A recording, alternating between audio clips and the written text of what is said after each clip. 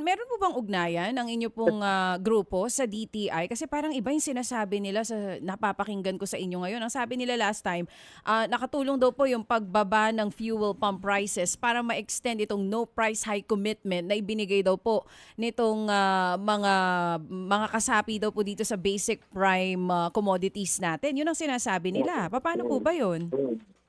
Well, I guess sa dami ng produkto sa merkado, no, yung minomonitor ng DTI is less than 300 items na SKUs. So, that's how you interpret it. Yung kanila, yung mga minomonitor nila, the promise stand, no? Kaya nga sabi ko, they came out nga publicly, no? Sinabi na hindi sila gagalaw. Oo. Pero yung mga ibang mga produkto, kalaban, na hindi nila minomonitor, what, 15,000, 20,000 items inside a supermarket, no? Hindi natin ma-monitor lahat yun. Nobody can do that. No?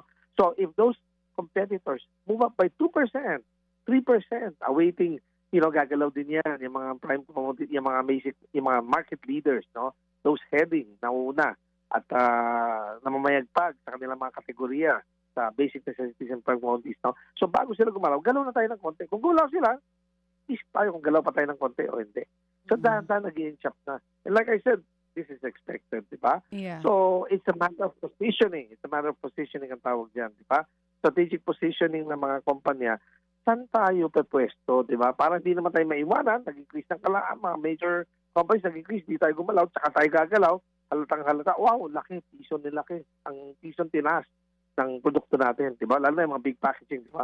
Piso, 2 piso. Oo. So slowly nag-inch up na sila ng kaunti para hindi biglaan din, which, to my mind, is also good for the public, di ba? So it's not a black and white thing. It's not a black and white thing. But sinabi ng TTI, hindi magtatas. So it's maraming in-between yan. Mga kapatid, patuloy po kayong tumutok sa 105.9 True FM para sa totoong balita, informasyon, music, and entertainment. Mag-subscribe sa aming YouTube channel at podcast at sundan nyo kami sa Facebook, Instagram, X at TikTok sa True Network PH. Bisitahin din po ang aming official website, truefm.ph. At panoorin din kami sa True TV Signal, Channel 19. Kami po ang 105.9 True FM.